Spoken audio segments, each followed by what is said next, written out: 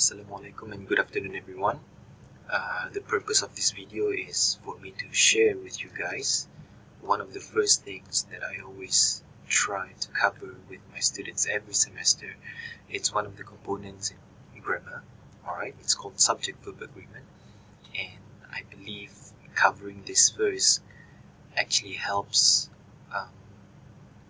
learners like you guys are to understand what subject-verb agreement is, because I believe subject-verb agreement is one of the things that you should master first before you can actually proceed to some other components under English grammar. Alright, so today we'll be looking at that. If you have any questions about this at the end of the session, feel free to ask the questions in the Telegram group that I have created for everyone. Alright. Now, before we delved deeply into what subject-verb agreement is, you have to understand in English, alright, in any English-speaking world, when it comes to the structure of the sentence, for you to be able to come up with a simple, easy to understand, or comprehensive sentence for everyone to understand, there is actually one solid structure that you have to follow when it comes to writing the sentence or when it comes to saying or speaking the sentence. Alright, now this is the structure of a simple sentence in English that you must be able to understand first. Alright, the first component in this structure that you have to understand must exist is what we call the subject. Alright, so I'll be telling you what a subject is and what comes under a subject, but right now I just need you to understand that subject has to be there. Any sentence, any sentence that you want people to understand must always start with the subject. Now, when you have a subject in front, what comes next is what we call a verb. Alright? Now, the verb must also be there, because without a verb, the subject will stand alone. Now, when the subject stands alone, it's not a complete sentence. Alright? So you must, fundamentally, you must have one subject and a verb that follows up. Now, the third one is actually optional. Optional means boleh ada di situ ataupun kalau tidak ada di situ pun tidak apa, but it has to follow a certain condition, syarat-syarat tertentu. Okay, so because it's optional, kalau ada objek boleh, kalau tiada objek pun tidak mengapa. Alright, so the two most important components that must exist in that simple English sentence structure is or are subject and the verb. Now, when you want to create a subject, you must create it from what we call a noun. Now, noun in Malay is what we call kata nama. Kata nama. Alright, so if you want to start a sentence with a subject, normally you would insert a noun there, a kata nama there. Okay? For verb, there are two types. Number one is what we call action verb. Okay, kata kerja yang berbentuk action or perbuatan, ataupun the other one is what we call verb to be, which I will explain in detail after this. Okay, so two types of verbs there. For object, what appears as a subject are actually similar with what appears as the subject. Alright, so under subject, under noun, there are three types of nouns that you can put there in front. Number one is what we call common noun, or in Malay we call it kata nama am. Okay, or you can also put proper noun there, kata nama khas, and last but not least is what we call pronoun. Okay, so these are simple breakdowns of the structure of a simple English sentence that I need you to understand first. Alright, you must have a subject, and then there must be a verb that follows, and then optionally you can put an object at the end. Okay. Now, once you have understood that, going back to the topic, which is subject-verb agreement. Now, you now understand the idea of a subject there, and you also understand the idea of a verb there.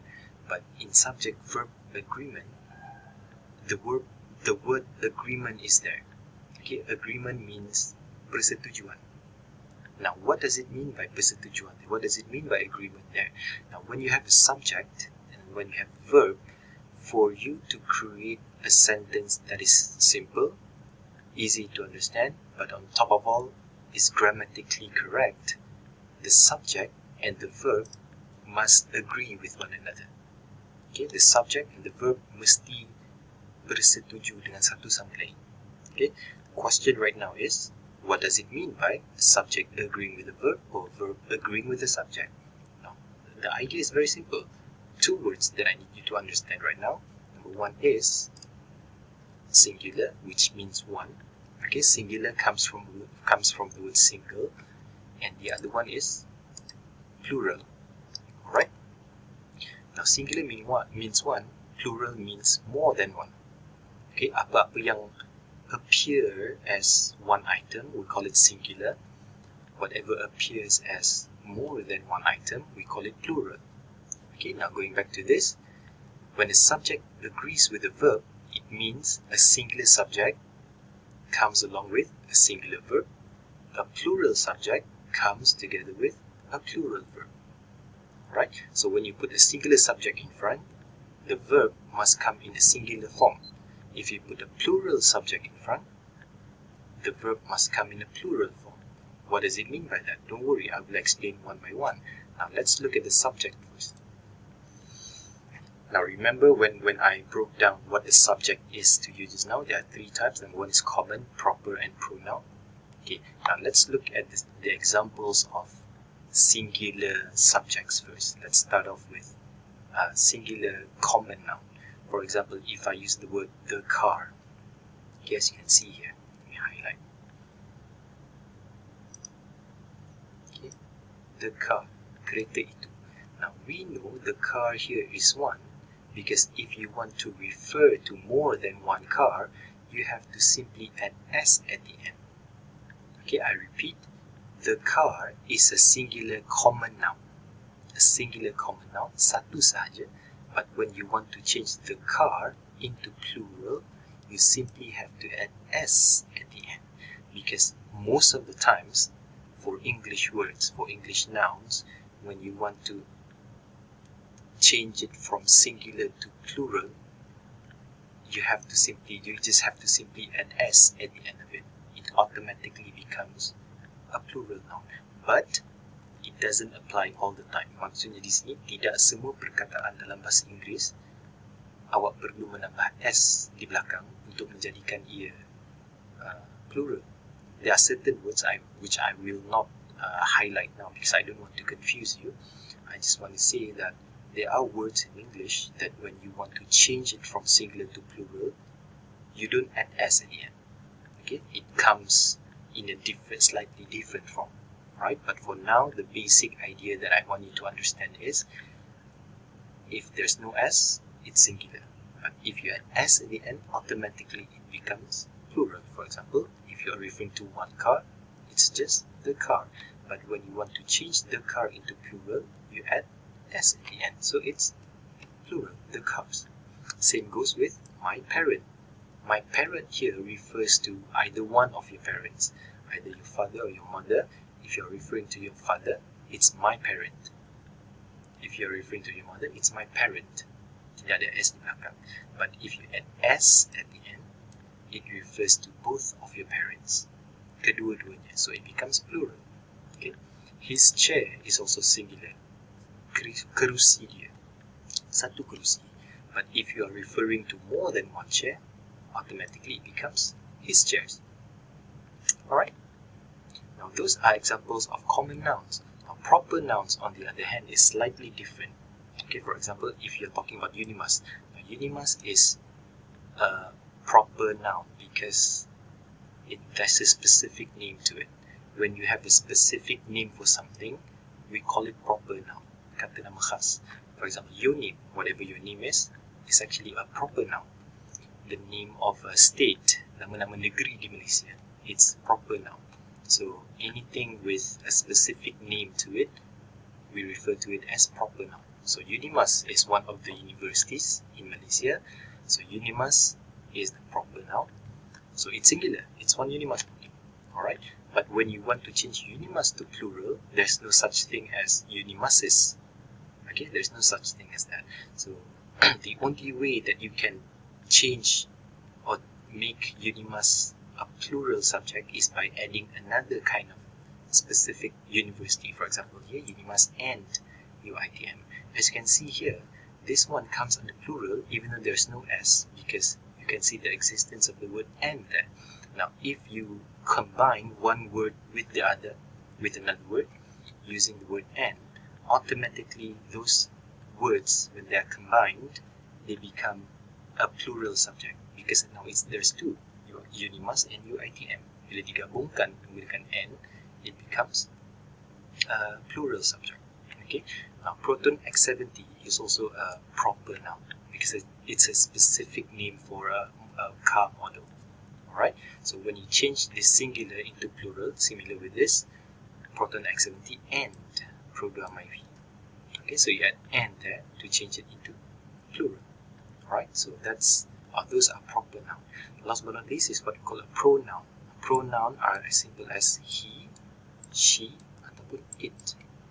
Okay, now pronoun is simple. Pronouns are words to replace common or proper noun.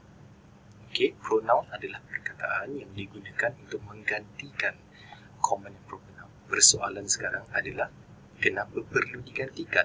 Now let me give you a context. When you are talking or when you are writing about something, you will have a subject in front. It can be either proper or common noun.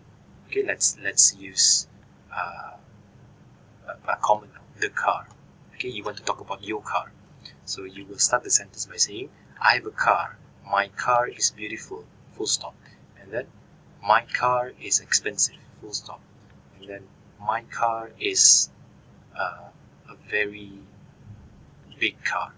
So all of these sentences actually start with the word my car. Now, not that it's wrong. You repeating the same words over and over again every time you start a sentence actually sound a bit robotic. It sounds like you are a machine. Okay, so to avoid sounding robotic, to avoid sounding like a machine, you replace the common noun my car into a pronoun, which is it. Okay, now we use it because my car is not a human being. Okay, so anything that is not a human being, if it's singular, you say it. But if it's a human being, it's singular, satu saja. It depends on whether it's a male or a female. So if it's a singular male, you use the word he. Okay, for example, you want to talk about your father. You start the sentence by saying, my father is a hero. Then full stop. My father is a very respected man. Full stop. And then the next sentence, instead of starting it with my father, you replace it with he. Okay, so it makes the sentence sound a bit more natural. It sounds very flowy. Okay, so he is for male pronoun, she is a female pronoun. But all these three are singular pronouns. Now, when you change the singular to plural, they automatically become they. Okay, so they is a plural pronoun.